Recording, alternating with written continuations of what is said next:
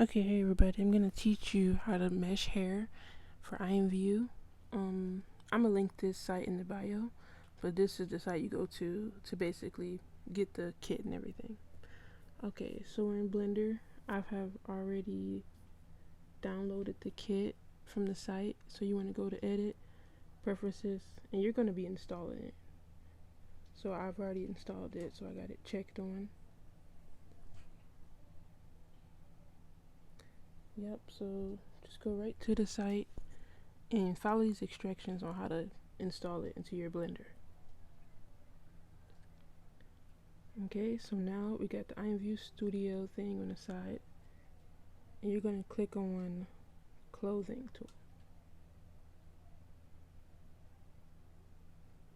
Yep, so you can do this for male or female, but we're doing female today. Okay, change it to female.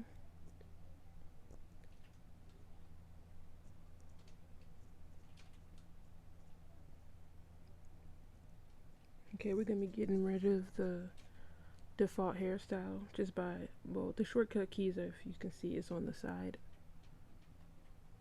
bottom. Okay, so this is where we're going to be putting the hair.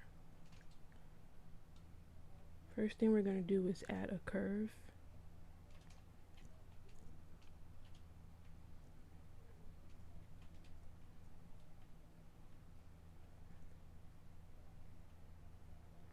So you can make this curve either like a bigger depth, or you can make it like extruded, so where it's like flat and square, or you can use the one where it's going to be like thicker but more circular. But be aware that if you use the thicker one, it's gonna be a heavier mesh.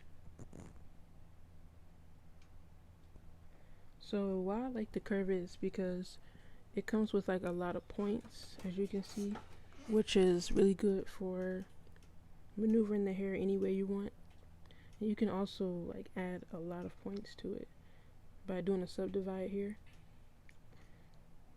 But it also does make it a little harder sometimes, depending on what type of hairstyle you're making. So I just like to stick with the amount that I can handle, and you can really add more later on. I'm gonna show you. So I just place it close to her head because we're gonna be making ponytails. Okay, I'm gonna take the top, put it to the root. I also use the letter G just to move it. Yep, so this right here is where I'll show you how I'll extrude some extra hair onto the ponytail.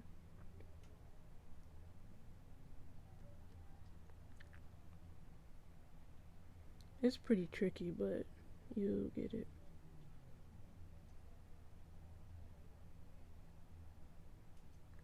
Yep, right click, and then it's gonna be at the top, extrude curve. Or you can press the shortcut, which is E on your keyboard, and it'll just keep extruding from ends.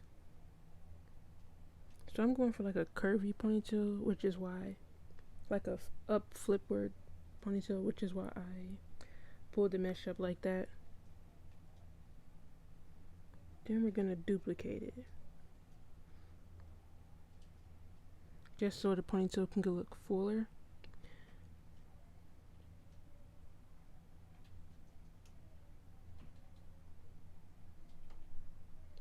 By the way, I'm doing this all in edit mode, so pay close attention. Okay, so I feel like the top is a little too big, so if you click on one of the dots and you do like a shortcut key of Alt, holding down Alt, and then press S at the same time to size it down, it'll just size down one of the corners of the hair, make it thicker or thinner.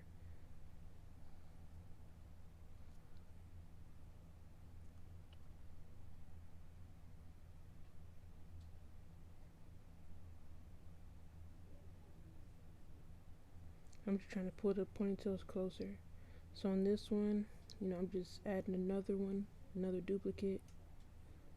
Make sure your hair doesn't overlap, or it'll look really weird at the end.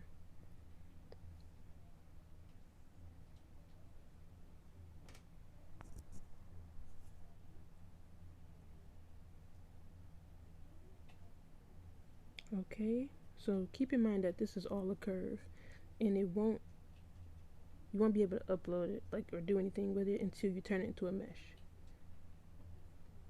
So once you make sure you like it before you turn it into a mesh though. Make sure it's absolutely perfect. So what I do right here, I just grab all of them, like select each one of the hairs, and I turn it into a mesh because I'm satisfied with it now. Then I grab all the hair again, right click and join, or you can press Ctrl J. And I just set the origin to the object so it can be right in the middle. Okay, now I'm just positioning the ponytail to see what part of the head I'm going to put it on. Then I'm going to go to the modifiers and I'm going to click on mirror so I can copy it to the other side.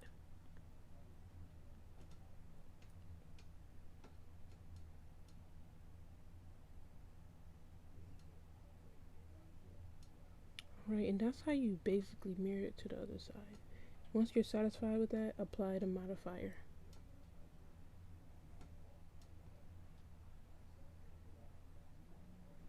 Okay, now we're going to be adding texture. Oh, actually, I wanted to talk about this part. Decimation, make sure whatever mesh you make is at least under 30K, because otherwise it won't work. So now we're making a texture. Just go ahead, click on the globe, name your texture anything. The color part right here doesn't matter, I just like to do it, but because you're going to be adding your own texture anyway. Okay, now we're going to the shading port and zoom in, and you're going to basically add your own texture. I'm not going to show this part, but basically you're going to press open. Make sure you click connect color to color. Open your own texture up. As you can see, my texture is like odd. It's like to the side, doesn't look right. That's where I go into UV editing, and I'm going to basically like flip the map around, like rotate it to the right way, to the right faces it's supposed to be on. So as you can see in the map, the texture, the green is at the top, so it should look like that on the hair.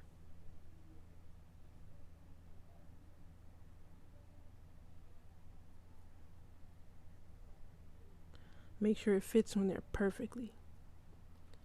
So the wider the x-axis is, the more that the hair color is going to like basically duplicate.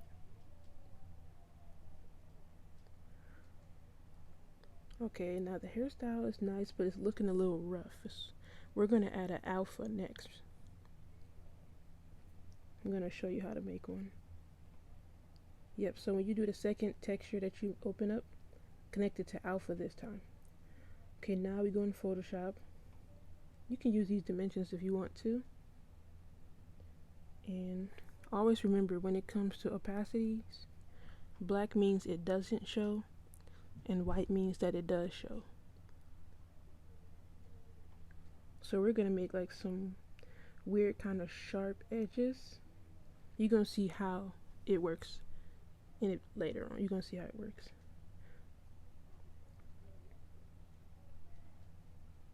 Okay, so on a new layer from the black layer, I'm going to be using my polygon tool, which makes it really easy to create lines. And I'm basically going to be like drawing out how I want the little sharp lines to be for the hair.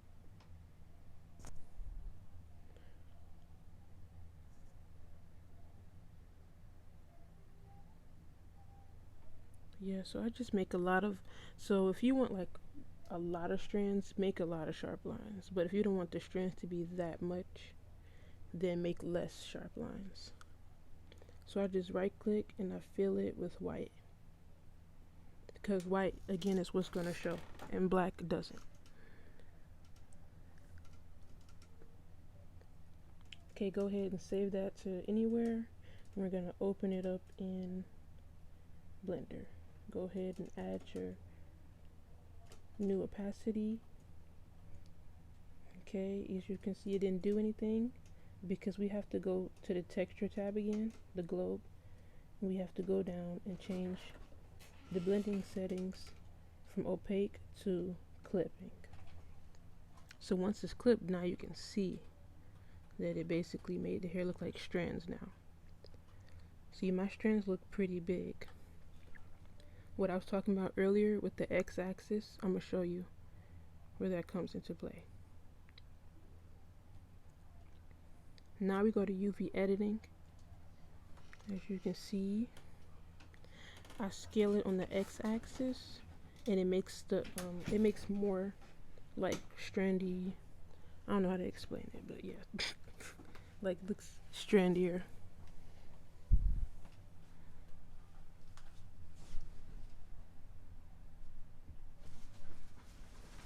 Okay, after you've made your strands, then we're gonna connect it to the clothing avatar by making sure you go to armature and choosing the right one. This is super important. Then you want to click on the actual body, like the armature itself. I mean the avatar, and then the hair. Make sure it's both selected. Go to weight paint. Make sure you click on the head, and then basically we're going to use this gradient tool to color it. So red means that it's really stuck like to the head you want, and then like the lower the color gets, like the more blue it gets, the more it doesn't like attach to the head well. So just make sure it's pretty red if it's a short hairstyle. So after you've done that, it's a step I missed here, so just wait and I'll show you what to do next. You might want to save it first.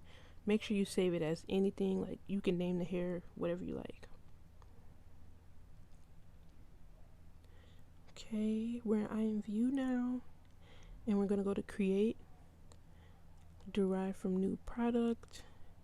It's gonna be just a basic female hair.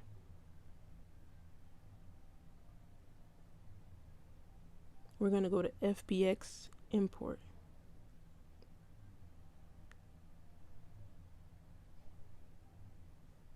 Now, I forgot we can't load anything yet because I forgot to press the export button. So, first we're going to go back into Blender, click on the hair, and press the export button. Yep, right there. And they'll export it for you from wherever you saved the hairstyle at originally. They're going to make an FBX version for you. So now you just go back into Imvu, and then upload that FBX version you just saved. Make sure you put it on hair so it sticks to the head. Import button, then import the changes, then apply changes. Okay, so you see how the hair is kind of weirdly see-through right here? That's because the setting is on blending mode. You want to turn that off. Apply the changes, and there it go, basically. Your hair. Nicely rigged to the head and everything. Then, if you own a baby hair mesh by anyone, you can go ahead and add that in, but make sure you make a new mesh layer so they don't collide. Go ahead and add your hair, and basically, that's it. That's how you make mesh hair for Imvu. Then you can basically just save it and upload it. Make it derive